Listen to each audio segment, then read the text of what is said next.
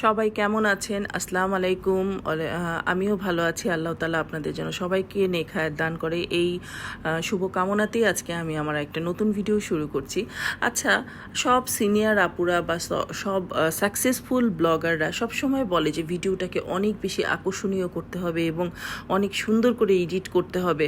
এখন আমরা যারা ছোট ছোট এরকম কন্টেন্ট ক্রিয়েটাররা আছি, তাদের পক্ষে দিনের মধ্যে 4-5টা 6টা-7টা রিলস দিয়ে তারপরে একটা বড় ভিডিও মেক করতে গিয়ে এইটার এডিট করার এত সময় কি হয় বলেন? বুঝলাম একটা এডিট করে সুন্দর করে একটা ভিডিও ছাড়লে সেটা দেখতে ভালো লাগে। আরে আপনারা তো সাকসেস হয়ে গেছেন, আপনাদের তো এখন দিনে একটা ভিডিও দিলে সেটাই ভাইরাল হয়ে যায়। আমরা তো হইলাম গিয়ে এখনো পরপাড়া, আমাদের তো ভিডিও কেউ দেখেই না, নিজেরটাও নিজের দেখতে ইচ্ছা করে না মাঝে মাঝে, সত্য কথা যেটা। এখন কি করব, এখন দিতে হবে ভিডিও, প্রতিদিন দিতে হবে এতগুলো করে, এতগুলো রিলসে কি কথা বলবো, এত কি কথা আছে বলেন তো দেখি। আমি তো কথাই খুঁজে পাই না। তার উপরে এত ফ্যাশন করে এত সময় নিয়ে ভিডিও এডিটিং, এটা কি পসিবল? আর আমি মিনিমাম 4-5টা রিলস দিই, তো 4-5টা রিলে যদি আমি এত সময় ধরে এই রিলসগুলোকে আমি এই এডিট করতে বসি, তাহলে পরে তো আমার নাওয়া খাওয়া বাচ্চারা সব তো মনে হয় উচ্ছন্নে চলে যাবে। এখন একটা বড় ভিডিওতে 3 মিনিটের একটা ভিডিওতে কি পরিমাণ ভিডিও কন্টেন্ট লাগে, কি পরিমাণ সেখানে এফোর্ট দিতে হয়, এটা এটা কিভাবে পসিবল? এটা পসিবল যদি ওই গুড়াগাড়া আন্ডা বাচ্চা না থাকে, সংসার না থাকে, ওরকম এত ঝামেলা নাই, বুয়ারা রানতেছে, বুয়ারা করতেছে, ওর মাঝে আমি একটু ভিডিও করার জন্য যে করব, তাহলে পারা যায়।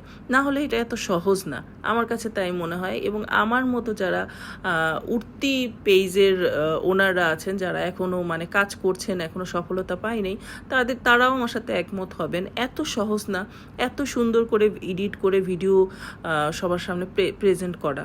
আর আমাদের হচ্ছে এখন মেন কাজ হচ্ছে প্রতিদিন 3-4টা রিলস দিয়ে পেজটাকে গ্রো আপ করার জন্য, সবার সামনে প্রেজেন্টেশন। তারপরে শুধু কি পোস্ট করলেই হয়, সেটাকে আবার শেয়ার করতে হয় না? ওমর জ্বালা আমার একদম মানে দিন দিন ধৈর্যহারা হয়ে যেতেছি। তরকারি কালার দেখেন কি হয়ে গেছে, এটা কি মানে কি তরকারি হলো বুঝলাম না। মরিচ কম দিলেই এরকম হয়ে যায়, মরিচের গুঁড়া কম দিলেই এই তরকারি কালার এরকম ফ্যাটফ্যাটা হয়ে যায়।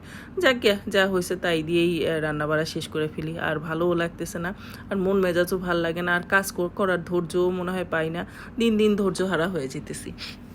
এই যে এখন বলবে যে ভিডিও এরকম কাঁপে কেন, তো কাঁপবে না তো কি, এখন মধ্যেখানে চুলার মধ্যে তো আর ইয়ে করতে পারছি না, এই ভিডিও এরকম ধরতে পারতেছি না। আজকে হলো ইলিশ মাছ দিয়ে একটু কালো জিরা ফোড়ন দিয়ে রান্না করব। তো এটা করতেছি, এখন ইলিশ মাছের কালার দেখে তো নিজেরই পছন্দ হইতেছে না, আর কালো জিরা ফোড়ন দিলেই কি আর না দিলেই কি। যাক গিয়া, যা রান্না করছি তাই আলহামদুলিল্লাহ বলে খেয়ে ফেলবো, আর কিছু তো করার নেই। বাচ্চাদের জন্য মাংস আছে, ওরা মাংস দিয়ে খেয়ে ফেলবে, আর আমি এই ইলিশ মাছ দিয়েই কেমন ঘোলা ঘোলা ইলিশ মাছ রান্না হয়েছে এই দিয়েই খেয়ে ফেলবো।